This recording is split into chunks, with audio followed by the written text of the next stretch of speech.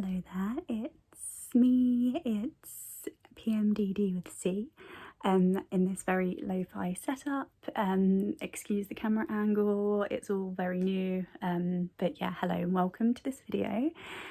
So you may have clicked on this video because you're exploring the fact that you may have PMDD, which is premenstrual dysphoric disorder, PMDD, or you might be diagnosed with it and just looking for some comfort, advice, or just a friendly face who also goes through PMDD. And yeah, I want to make these videos to be an advocate for the community and spread awareness, and to try and make sure that all women are aware of this. I don't have my facts straight yet, but I did read that I think it's like 8% of the population suffer from this. But I just wanted to make a really simple video here where I tell you a bit about what it is, and I've got some resources behind me on my laptop. So I'm just going to read out from the Mind website, because I trust this website. Mind is a mental health charity that operates in the UK, but I'm not sure if it operates elsewhere. Let me know. So yeah, let's just read a bit about this. So if you're here because you're exploring the idea that you may have it, yeah, click onto the Mind website. It's a very, very good resource for you.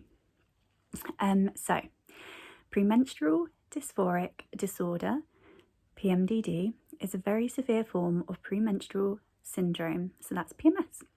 It causes a range of severe emotional and physical symptoms every month during the week or two before your menstrual cycle. So during these videos, I'm going to tell you a bit about my journey.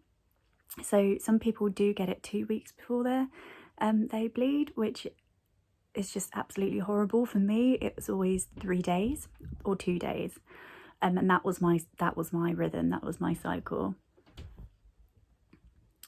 So it occurs during the luteal phase of our menstrual cycles, and that's the time between when we ovulate and when our periods start. And it says here that, yeah, you can experience PMDD symptoms for every day of that phase or just a few days. So it really depends on you. There are many different varieties of symptoms that we can get. So we've got the emotional symptoms. So we've got mood swings, feeling upset or tearful, lack of energy, less interest in activities you normally enjoy, feeling hopeless, suicidal feelings, feeling angry or irritable, feeling anxious, tense or on edge, being overwhelmed, feeling out of control, difficulty concentrating. So for me, during my PMDD times, I mean, this was a couple of years ago.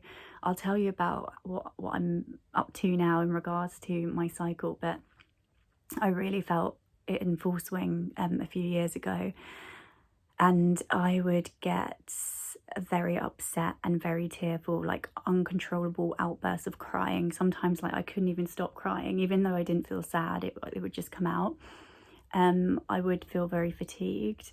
I would feel very anxious and hopeless and have I was very sensitive to rejection at that point. And sometimes I would get brain fog as well. Sometimes that would happen at work, and I'd have difficulty concentrating. So then you've got the physical ones here, and behavioural. So you've got your headaches, feeling bloated. At this point in time, I feel very bloated right now. You've got breast tenderness and swelling.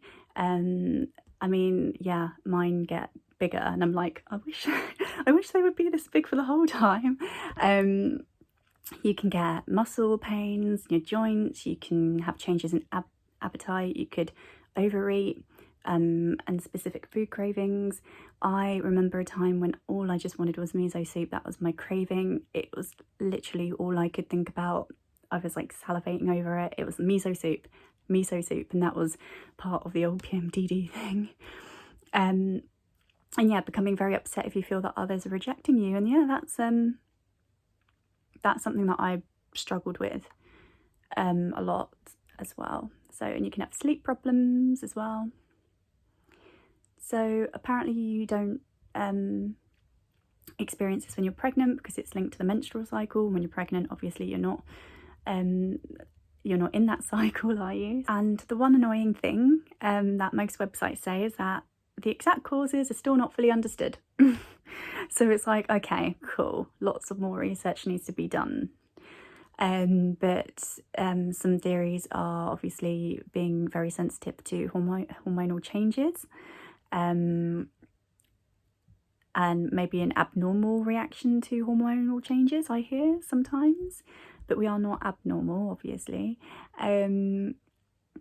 Genetics here, you've got smoking as well, that can have an impact on hormone sensitivity, trauma and stress as well.